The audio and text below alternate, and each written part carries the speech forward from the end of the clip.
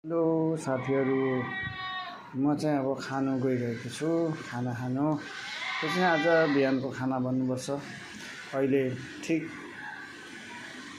यहाँ 12:30 भइसकेको छ, खाना खाने बेला भइसकेको छ।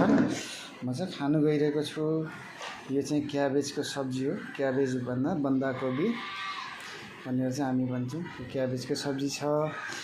यता हेर्ने हो भने चाहिँ यो बिटर गार्ड, यो चाहिँ हामी यसलाई करेला भन्छौँ। यो पनि सब्जी नै हो। हेर्नुहोस्, यो चाहिँ इगको, यो चाहिँ भुजा बनाएको, यसलाई चाहिँ भने अम्लेट भनेर भन्छ, चाहिँ अम्लेट हो।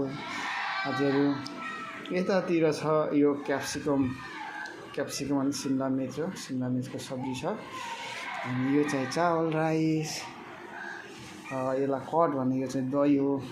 हेर्नुहोस् है, दही अलिअलि पानी लगाएको छ। पानी लगाएर चाहिँ बनायो, किनकि यो गर्मीमा एकदमै राम्रो हुन्छ यो दही खानु, किनकि तपाईँको पेटलाई ठन्डा बनाउँछ। त्यसले गर्दा दही पनि अन्त पन्याल जस्तो देखिन्छ। भित्र अलिक पानी मैले हालेको, किनकि मलाई यस्तै मनपर्छ, त्यो भएर। र अब यसको साथसाथै अब चाहिँ म खानु लाग्दैछु। मित्रहरू, कस्तो लाग्यो तपाईँहरूलाई? हेर्नुहोस् आजको खाना। Thank you.